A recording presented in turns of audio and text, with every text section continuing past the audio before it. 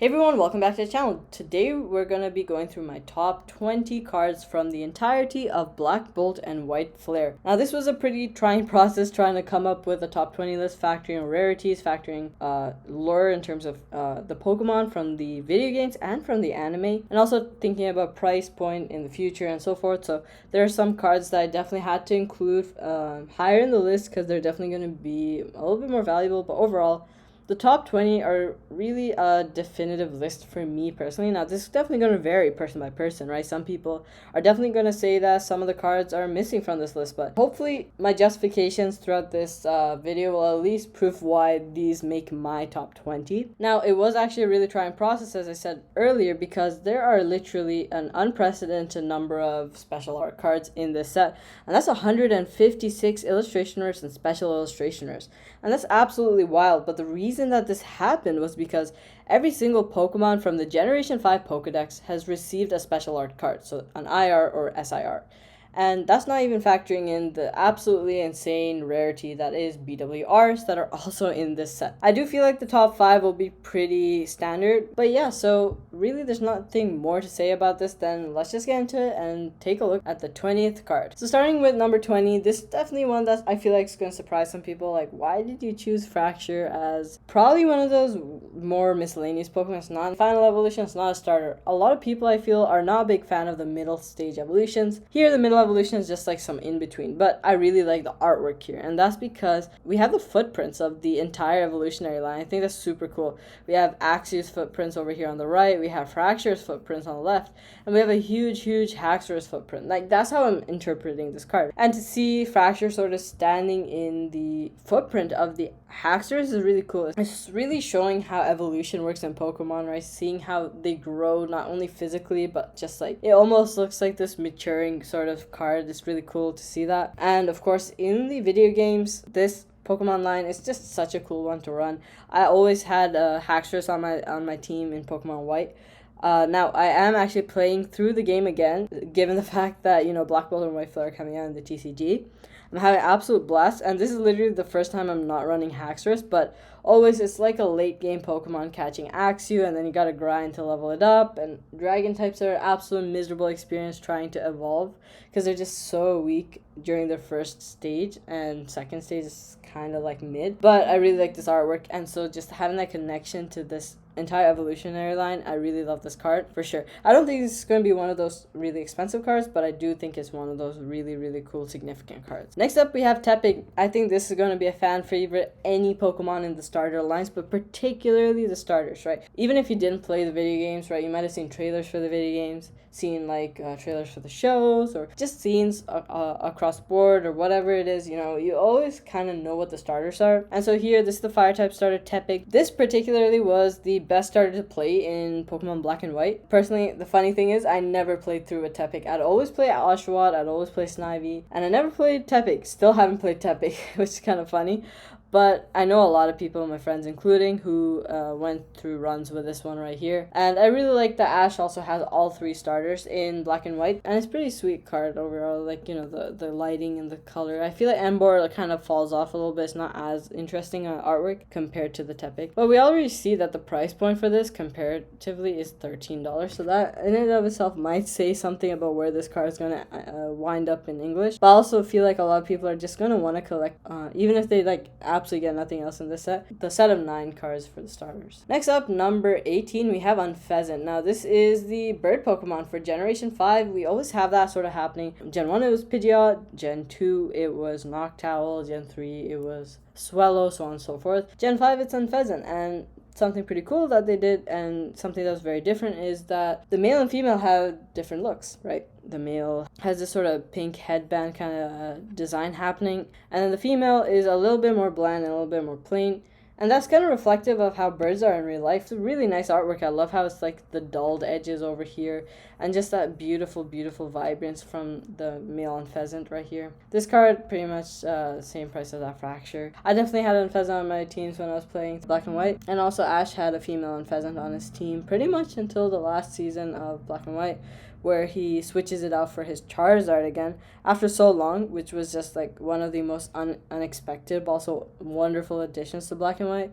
A generally lackluster anime for sure, And so I feel like that definitely detracted from this generation on a whole. The games were fantastic, and there were sort of shining moments in Black and White overall that people just, didn't really experience because the story and the growth for Ash is just not as developed and not that substantial compared to the two generations of sandwiched between, which were generation 4 and 6. In my opinion, it did fall off a little bit for gen 5 because of those factors as well. Next up we have Oshawott, the water type starter, and the starter I played through the most number of times for sure. I do feel like Oshawott is one of those more popular water type or just general starter Pokemon.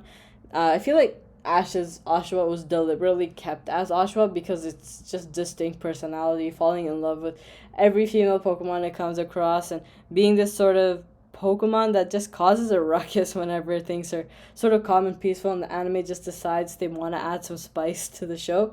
Oshawott just pops out of his Pokeball on his own accord and decides to sort of wreak havoc. So I feel like that's just the functionality of Oshawott, and to see it in a completely opposite situation, just chilling, sleeping on a hammock in this tropical environment, I just really love that. And yeah, this card's going for $24, so clearly people really like this artwork as well. Next up we have Seismitoad. Honestly, I can't say this is my favorite card by any means, but I had to keep it on the list because this is a Shinji Kondo artwork, and we already know how well Shinji Kondo cards do overall in the market. And Seismitoad, not a bad Pokemon, water ground type, and it's like a little bit different from what Seismitoad comes off as in the animes, where it's usually this Pokemon that the characters run into and it sort of acts as an impediment to something or another. So it's kind of nice to see a fun-loving sort of Seismitoad here. And yeah, this is reflecting the price of $25. Pretty much gonna be one of those more expensive IRs for sure in English. Next up is Darmanitan, and this is the fire type I had on literally every team I've played through because there are not that many great fire types in Gen 5, unfortunately. But also there's just this unique feature to Darmanitan, can switch to being this sort of stone statue, so it goes into Zen mode, and that's not something we've seen with that many other Pokemon, right? Seeing that sort of transformation that takes place when it's not undergoing a mega evolution or regular evolution. So I think that's pretty unique. And I just think the artwork is pretty fun as well. Sort of they're leaping through the jungle, the Darmaka and Darmanitan, and all the sort of berries are flying. It's just a nice vibe overall for the card. It is doing better than some of those other $3 cards for sure. Next up, Zoroark. Now, this is a Pokemon that I just think is super fun. Like, a lot of people feel like it's a mythical or legendary card, particularly because it had a movie surrounding it. And I feel like that's definitely a point that's thrown off a lot of people when it comes to Zoroark. And for people who've played the video games, White and Black, these Pokemon were locked behind events that made it so hard to get that most people, honestly, it just created this whole vibe that Zoroark and Zorua were these mythical Pokemon. So yeah, this is definitely a Pokemon that has a lot behind it. Now, I do know that the Zorua is a really sick card as well, but I just wanted to include only one in the evolutionary line. And I think that the Zoroark, it has this really, really nice background, right? The colors, it has this almost swamp-like effect. It's interesting to see how the water where Zoroark is sitting is sort of tinted in this purplish color. It almost looks like it's affecting the water, making it look darker and everything. And it is a dark type Pokemon after all. But not too far away, we see a regular calm looking body of water. So it's interesting artwork on its own just to look at. 1177, so yeah, doing better than the average for sure. Next up we have Crocodile. Again, a really, really cool card. Definitely Ash's ace from the Black and White era. Pokemon that you play through a lot after Castelia City. You come across Sandile, you come across Darmaka and Scraggy, and I feel like a lot of those, if you play through the DS games, you're pretty familiar with them, you're pretty attached to them. But it's a really nice artwork too. I feel like they've done it justice here, sitting on this sort of rusted car, this Wild West background. It's pretty nice. I like it overall. Next up we have Serperior. I just had to put this card up on the list because I do think that respectively it does deserve to be in the top 20. I do wish that they did more for Serperior because I feel like they did so much more for Samurott, and this being the only SIR in the entire 9-starter sort of evolutionary line. This one's going for $47, so it is doing decently in regard to its price overall. But yeah, I do feel like it's kind of plain. I feel like Serperior's card from Silver Tempest absolutely crushes this artwork, and in that one you have a direct relationship to the Black 2 White 2 games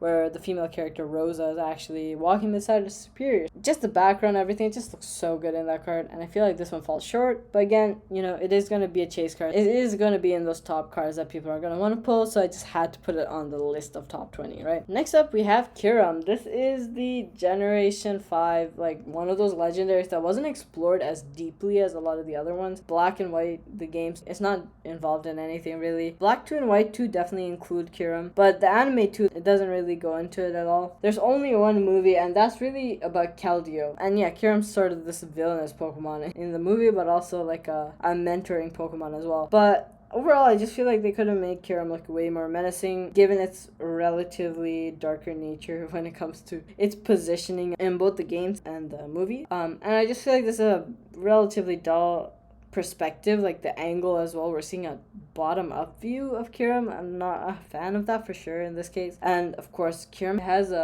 two forms, black and white Kyurem. And I guess they had to do the base form here to do justice for the Pokemon, but I do feel like those two versions are just way better than its base version for sure. So we have N's plot. This is a fun card, and there's really a simple reason why. Honestly, N is one of those like super popular Pokemon trainers from the anime, from the games, and this particular scene is reminiscent of the black and white games where you go in Nimbasa City towards this Ferris wheel and you ride on this Ferris wheel with N. This is the first time you find out that he's the king of Team Plasma. This is a scene that's quite reminiscent of that moment. But yeah, $90, so it's definitely going to be one of those more expensive cards. The thing is, trainers aren't doing that well in Japanese or English right now, so I'd be interested to see how this card does overall. Next up, we have Hilda, the female character from Black and White that you play, the video game character. And we have a couple of Pokemon in the background. I really like these types of cards. We had it with like Irida and Adamant from Crown Zenith with trainers. Now we have it with Pokemon happening here. We also had some cards like this. It was in Double Crisis from X and Y, the Groudon and Kyogre cards. So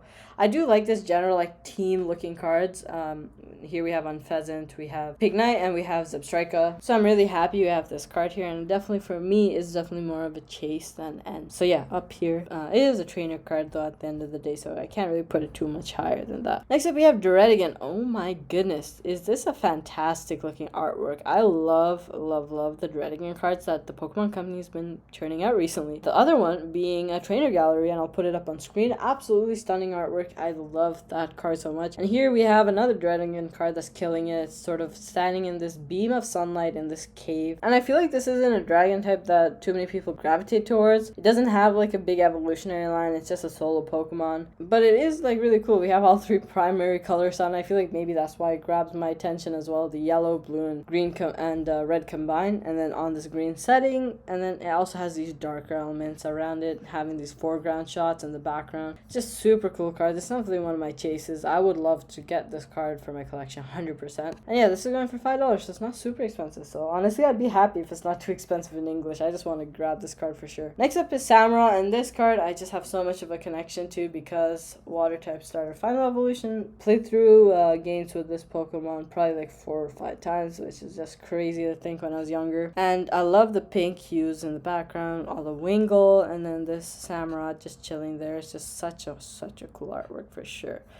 This card went for $13, so probably, like I said, going to be a little bit more expensive given it's in the Star Evolutionary lines. Next up is Hydreigon. I do feel like I like this Samurott more than this artwork, but given the fact that Hydreigon is SAR and the environment is pretty cool, I had to give it a higher ranking on this list. I don't feel like Hydreigon's as nice a dragon type as Haxorus for sure, but they gave it a super sick artwork for sure. But I feel like if they gave something similar to Haxorus, I would put that on top of Hydreigon 100%. But yeah, moving on, we have number 5, Meloetta, and this is such a cool card. It surprised me completely. I'm not a big Meloetta fan, but I have to say it is really nice. The yellows, the sort of lighter oranges, the colors just are so vibrant. The card pops. It'll catch your eye for sure, especially in a black background binder. It just looks so outstanding and definitely sits apart from a lot of the cards in this set. Like the Keldeo is one of those ones that has a lot of color. I feel like the Meloetta is another one for sure. And yeah, we see it in the anime.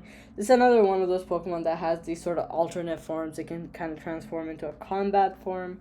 And there's an entire sort of storyline between Ash, Meloetta, and Team Rocket that takes place during Black and White as well. But yeah, $37 for this card. Number 4 is the Reshiram SAR. This is super cool artwork. I do feel like it's a little bit blurred out. I feel like it's just not as distinct as the Zekrom, so I had to put it underneath. But at the end of the day, it's a really sweet artwork. I really like it. And it's definitely going to be a sick chase to try and get. Currently going went for $177, so it's shown by the price. I'm sure this is going to be an expensive card in English, topping $200, $300 easily, especially in this environment that we're in right now. Next up, we have Victini. Honestly, this is a super cool card, and something really unique about this one is it's going to be present in not just Black Bolt, not just White Flare, it's going to be present in both, so that's super unique to this card. It's nice to see that we're actually getting this promo from Japanese in English. Next up, number 2, we have the Zekrom. I absolutely love this SAR. It's too good, honestly. This is my chase. This card and the number 1 cards that I'm going to mention in just a sec. This is $169. I just love the way Zekrom, the lightning, the storm, it just reminds me so much of the first episode of Black and White. I'm really hyped to see such a beautiful artwork for this Pokemon. So yeah, $169. And finally, for number 1, we have the Reshiram BWR and Zekrom BWR tied for number 1. I do honestly feel like the Zekrom is a little bit more to my personal inclination, but I feel like both of them have their own respective places.